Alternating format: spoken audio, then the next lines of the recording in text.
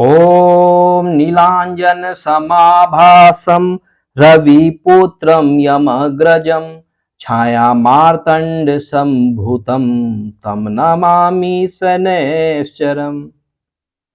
नमस्कार मित्रों, मैं आपका astro friend astro Om Prakash astro divine light channel में आपका बहुत बहुत हार्दिक अभिनंदन है मित्रों।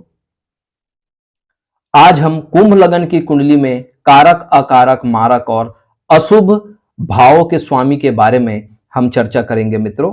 तो चलिए हम मकर लगन की कुंडली के लिए कारक ग्रहों के बारे में विचार करें। मकर लगन की कुंडली में अगर कारक ग्रहों के विचार करें तो शनि स्वयं लग्नेश सदा पवित्र होता है और शनि जो है मकर लगन की कुंडली के लिए सदैव शुभ फल ही प्रदान करेंगे। उसी प्रकार पंचमेश बुध जो है मकर लगन की कुंडली के लिए हमेशा शुभ फल प्रदायक सिद्ध होंगे मित्रों। उसी प्रकार शुक्र ग्रह भी मकर लगन के जातकों के लिए शुभ फल ही प्रदान करेंगे। अगर ऐसे जातक जो है लंबे समय से किसी व्यापार के बारे में, अगर ये शिक्षा के बारे में, अगर ये परीक्षा परिणाम के बारे में अगर ये विचार कर रहे हैं तो पंचमेश लग्नेश और भाग्येश की दशा में निश्चित रूप से इनको सफलता की प्राप्ति होगी मित्रों।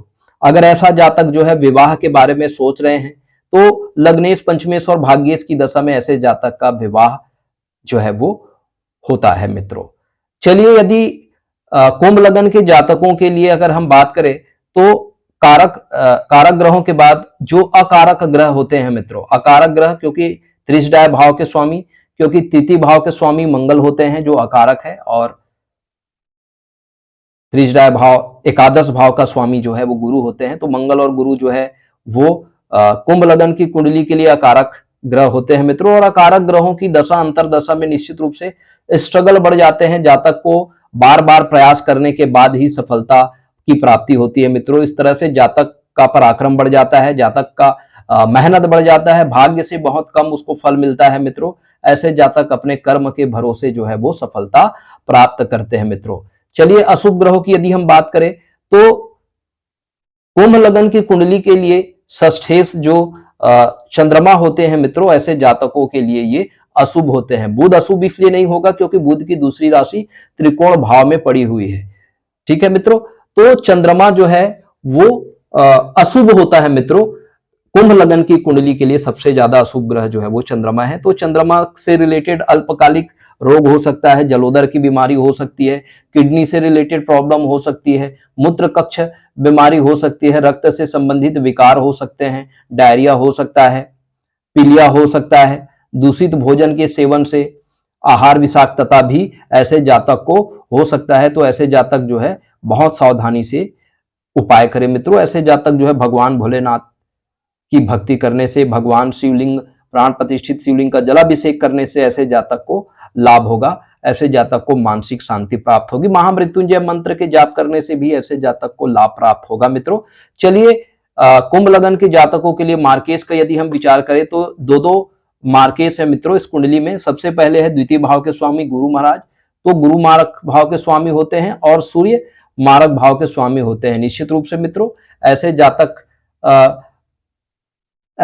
को पेट से रिलेटेड प्रॉब्लम हो सकती है।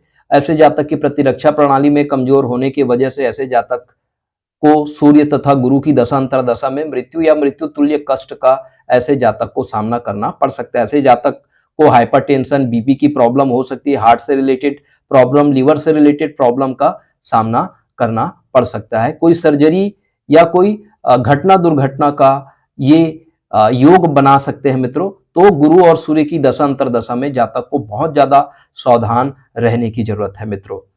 तो इनके अशुभ प्रभावों को दूर करने के लिए ऐसे जातक को प्रातः काल उठकर भगवान सूर्यदेव को जल अर्घ देना चाहिए मित्रों। और प्रति रविवार आदित्य हृदय स्तोत्र का पाठ करना चाहिए। ऐसे जातक को चाहिए कि केले के पौधा को ईशान कोण दिशा में लगा करके नियमित रूप से उसे जल अर्घ देना चाहिए मित्रों। और भगवान विष्णु का विष्णु सहस्त्र नाम का पाठ करे तो ऐसे जातक को स्वास्थ्य लाभ प्राप्त होगा मित्रों। अगर आपको भी अपनी कुंडली एनालिसिस करानी है मित्रों तो हमारे दिए गए डिस्क्रिप्शन बॉक्स में जाकर आप हमसे संपर्क कर सकते हैं। अगर आपके मन में कोई क्वेरीज है, कोई क्वेश्चन है, कोई सुझाव है तो निश्चित रूप से हमें बताइएगा मित्रों। आपका इसी तरह से स्नेह, आपका आशीर्वाद हमें प्राप्त होता रहे। परमात्मा आपको स्वस्थ रखे, आनंदित रखे, आपकी मनोकामना पूरी करे। इसी शुभ और मंगल कामनाओं के साथ पुनः हम मीन लगन की कुंडली में कारक अकारक मारक और अशुभ ग्रहों की श्रृंखला लेकर पुनः आपके सामने उपस्थित होंगे। तो अब तक के लिए हमें इजाजत दीजिए मित्रों। नमस्कार, प्रणाम।